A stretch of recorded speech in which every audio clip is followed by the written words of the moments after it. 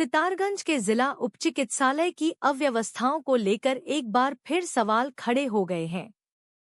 सभासद पति अविनाश वाल्मीकि ने बीती शाम सीएचसी पहुंचकर मुख्य चिकित्साधिकारी किशोर अग्रवाल से मुलाकात की और सरकारी अस्पताल में मिलने वाली दवाओं की सूची सार्वजनिक करने की मांग की। अविनाश का आरोप है कि सरकारी अस्पतालों में आने वाले अधिकांश मरीज मध्यम वर्ग या गरीब तबके से होते हैं, लेकिन इसके बावजूद डॉक्टर पर्चे पर महंगी और बाहरी दवाइयां लिखते हैं, जिससे गरीब मरीजों की जेब पर भारी बोझ पड़ता है। उन्होंने ओपीडी शुल्क और अन्य व्यवस्थाओं पर भी सवाल उठाए और जनता को राहत देने के लिए पारदर्शिता की मांग की।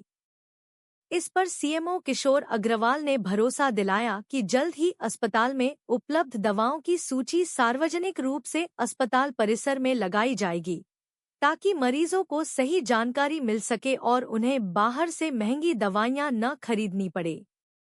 असल में आज यहाँ जिला विकास सितारगंज में सीएम साहब आए हुए थे, तो उसी बीच में हमारी इनसे मुलाकात हुई। हमारा विशेष तौर से इनसे ये कहना था कि जो बाहर से दवाइयाँ लिखी जा रही हैं वो बेवजह ना लिखी जाएँ।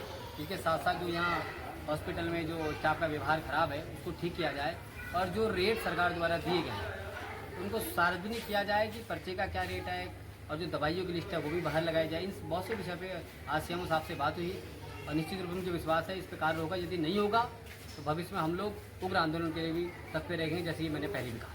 असल में अभी सीएम साहब से मेरी बातचीत हुई, उन्होंने कहा कि जो शिकायतें प्राप्त हो रही हैं उस संबंध में हमारे द्वारा एक जांच कमेटी बनाई जा रही है और उस पर हम निश्चित रूप से जांच करके उचित निर्णय निकालेंगे। तो मेरा ये साफ तौर से ये कहना था कि जो आप जांच कमेटी बनाए वो सार्वजनिक हो, प्लस जांच करने के बाद जो रिपोर्ट तैयार हो वो भी सार्वजनिक हो, ताकि आम जनमानस को, लोगों को ये पता लग सके कि क्या कार्रवाई हुई और क्या कार्रवाई नहीं हुई। जो सभासद आए थे उन्होंने मेनली ये कहा कि बाहर की दवाई लिखी जाती है।